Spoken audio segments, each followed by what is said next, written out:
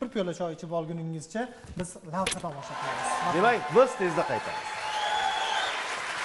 O'zbekiston akkreditatsiya markazi davlat muassasasi O'zbekiston Respublikasida muvofiqlikni baholash organlarini akkreditatsiya qilish bo'yicha maxsus vakolatli organ hisoblanadi. Ushbu tashkilot 2018-yil muvofiqlikni baholash organlarini akkreditatsiya qilish tizimini yanada takomillashtirish chora-tadbirlari to'g'risidagi O'zbekiston Respublikasi Prezidenti qaroriga muvofiq tashkil etilgan.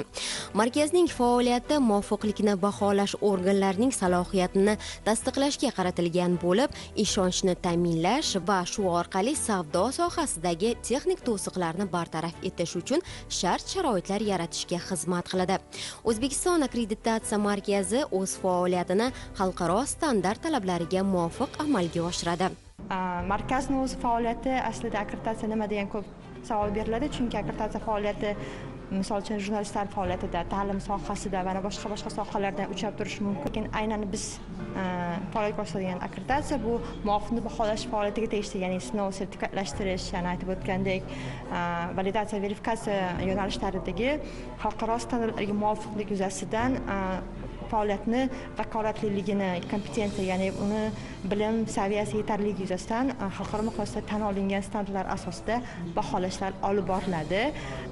Markazning o'zi umuman O'zbekiston akkreditatsiya tizimini o'zi jahon miqyosida 2022-2023-yil o'tkazilgan tadqiqotlar natijasida 39-o'rinda. Bu 185 davlat ichidagi 39-o'rin. Bu juda ham sharafli.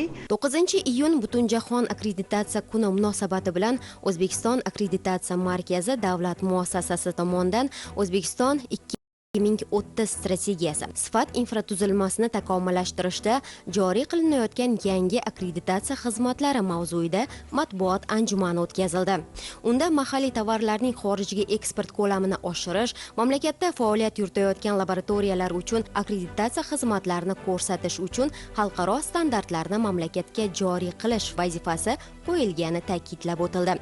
Bundan tashqari, bu yo'nalishda O'zbekiston akkreditatsiya markazi davlat muassasasi hozirgi kunda 10 ta yo'nalishda xalqaro e'tirofga erishgani va yaqin kelajakda yana 4 ta yo'nalishda xalqaro tan olishga erishishi rejalashtirilgani ham qo'shimcha qilindi. Bugungi kunda milliy akkreditatsiya tizimida 473 ta muvofiqlikni baholash organlari xalqaro standartlar asosida akkreditatsiya qilingan. Shuningdek, is gazlarini validatsiya va verifikatsiya qilish organlarini akkreditatsiya qilish hamda axborot xavfsizligiga oid tamoman yangi xalqaro sertifikatlar bo'yicha xizmatlarni yo'lga qo'yish bo'yicha ham ishlar olib borilmoqda. Tadbir jonli efir orqali televideniyada namoyish etildi va bu orqali nafaqat zalda o'tirgan ishtirokchilar, balki ekran qarshisidagi barcha tomoshabinlar ham o'zlarini qiziqtirgan savollar bilan mutaxassislarga murojaat qilish imkoniga ega bo'lishdi. Ular har bir savoliga atroflicha, tushunarli va asosli javoblar olib, muhim ma'lumot va bilimlarga ega bo'lishdi. Tashakkurlarimizni yo'llab qolamiz. Mana shu qo'shiq juda ham yoqdi menga. Qaysi tilda? Tojik tilida? Afg'on Afg'on tilida.